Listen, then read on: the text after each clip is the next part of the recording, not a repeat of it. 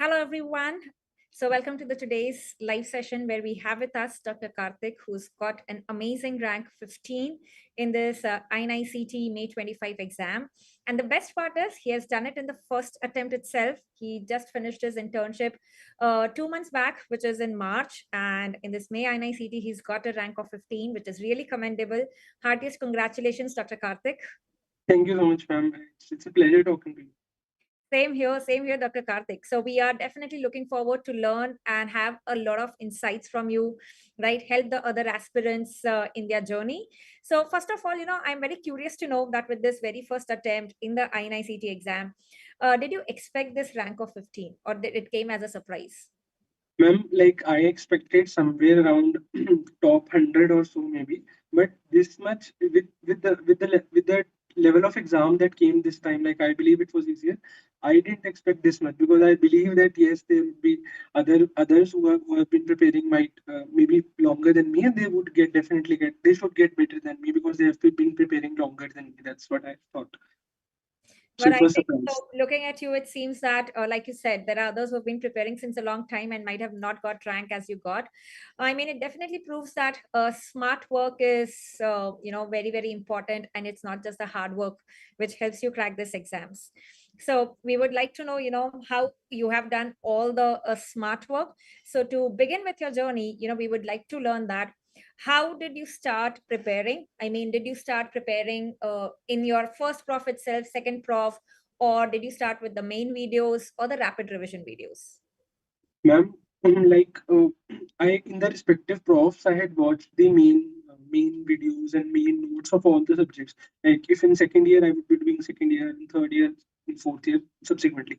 So in internship, I did not touch the main videos of any subjects. I just quickly skimmed through those notes, the main notes that I had already prepared with the base of revision videos. So I had the base of revision videos because that would actually provide me the most important topics. So they would have the PYTs of all the and some additional topics as well important ones.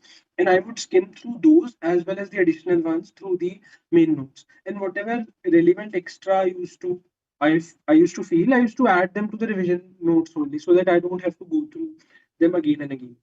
So my main was this only. I went through the videos, revision notes, keeping my main notes as the base.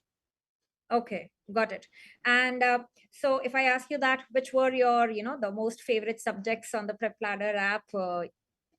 Yes, ma'am. Definitely, it was like microbiology, pathology. I am a big fan of Dr. Preeti, ma'am. The way she teaches us, she like simplifies such big tables of Robbins and such complex subjects or like pathology into such like easier subparts that it becomes very easy to digest. So microbiology, pathology, and yes, Dr. Uh, Re- I'm sorry, I'm not able to remember his name. The anatomy professor, which sir, I'm not able to remember his name. Dr. Rajiv Kaushal. Okay. Yeah, yes, he has taught.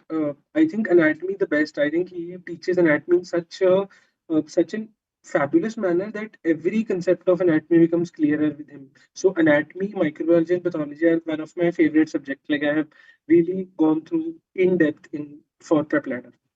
Okay, nice.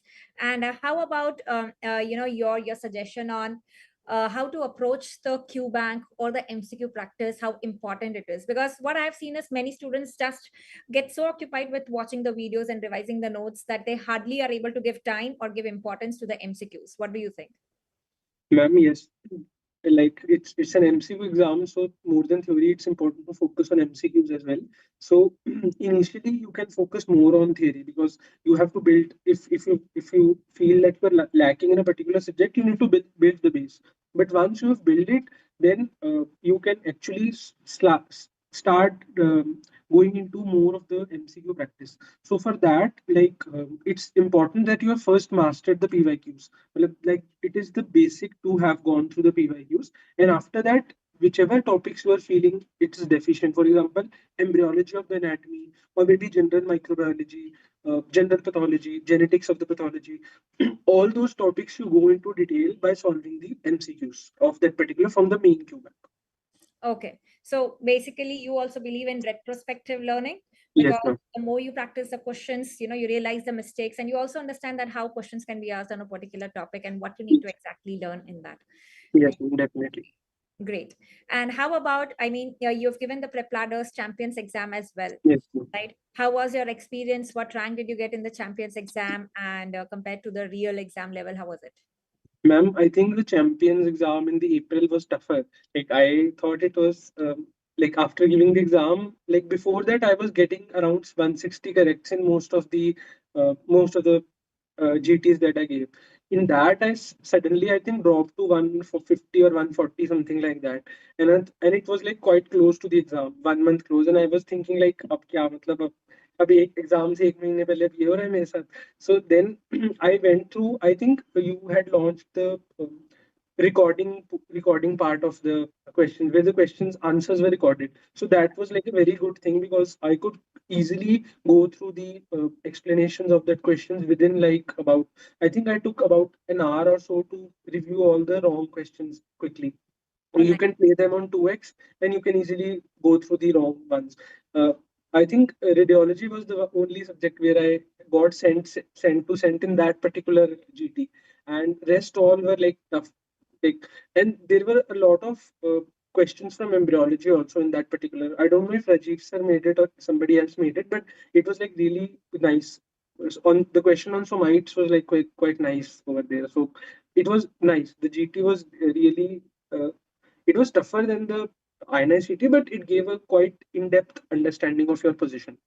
The best part is, like you mentioned, the audio explanation to the Yeah, questions. So even definitely. if it was on the tougher side, the educators recording the audio explanation and giving you the gist of the topic in just 2 minutes.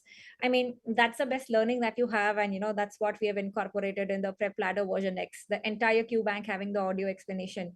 I mean, that's one of the game changer features that we have in the preparation journey for the NEET PG aspirants as well. Right. And how about, when did you start giving the mock test? Okay, the mock test, the grand test. Now, did you start in the beginning of the preparation itself, or was it like, let me finish the first read and then start giving the mock test? How was it? Ma'am, it was in the starting only. Like, I think in the very first week of preparation towards the Sunday or Monday, last 1 week, I gave one. Like, it every week I used to give one GT to in the initial part. Every week I used to give to at least assess like how am I going, because you can never complete all the subjects. Well, that is not I.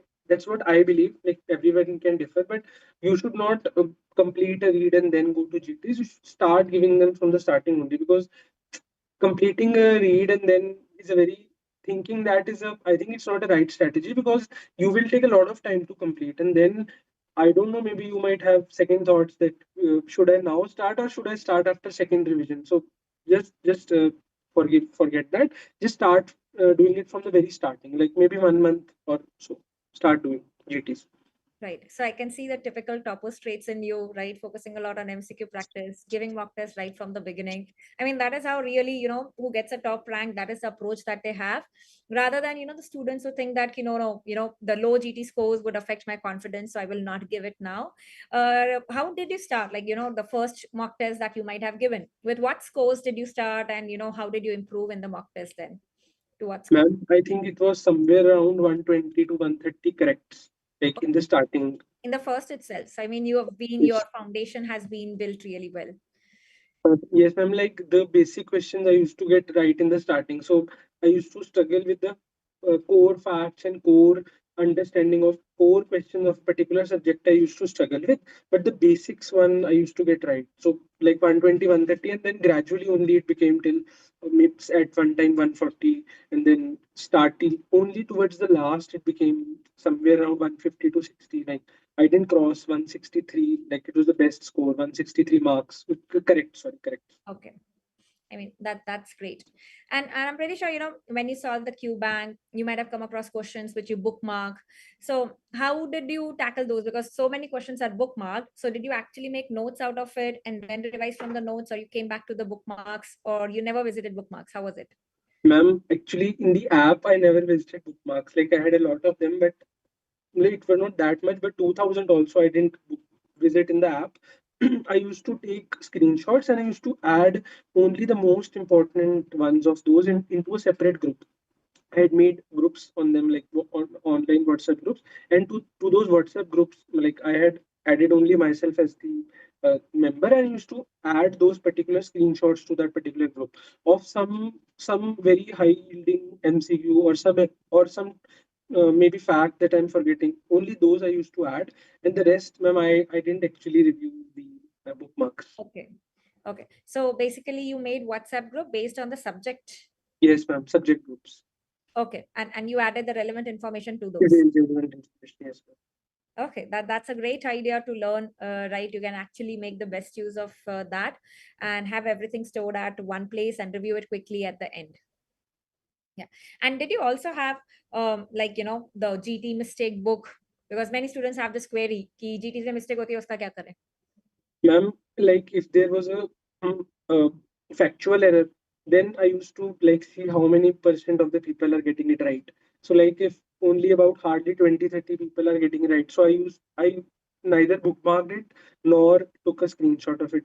But if it was a very important topic, like if I'm getting it wrong, so I would rather mark it in my checklist. So I had this list of PYTs. So I used to star it in the PYT that I have to see this topic more thoroughly. Maybe I've gone through it superficially.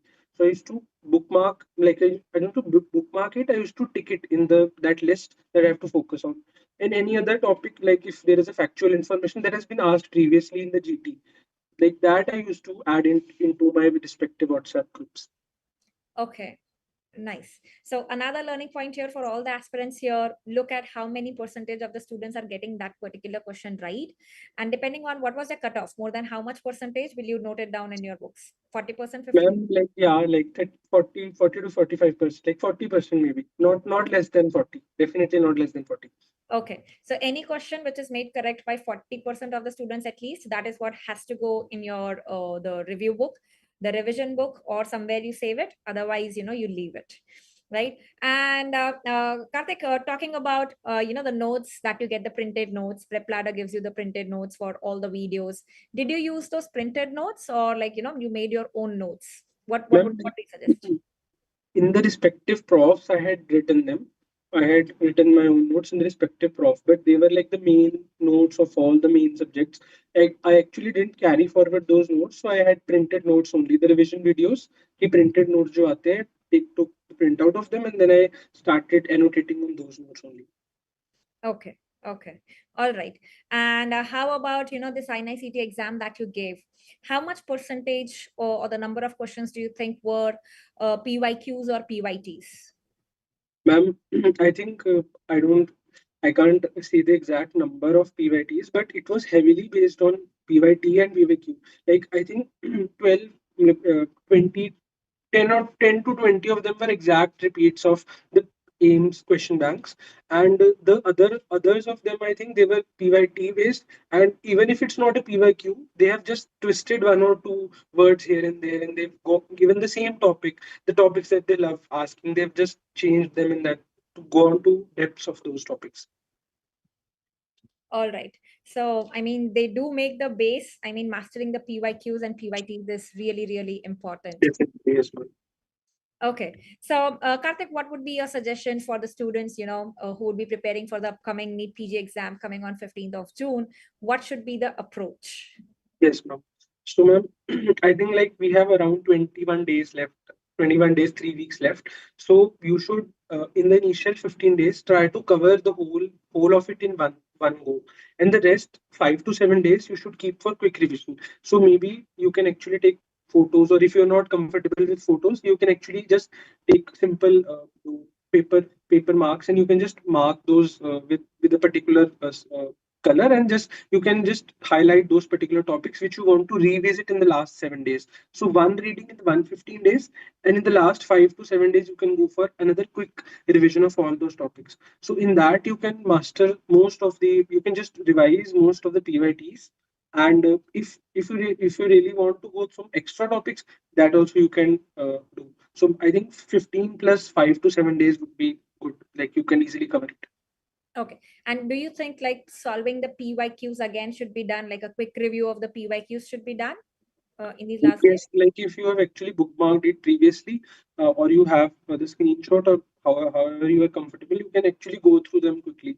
But entire Q bank, entire PYQ at this time, like it's better to focus on theory, because closer to the exam, it's always better to focus on theory.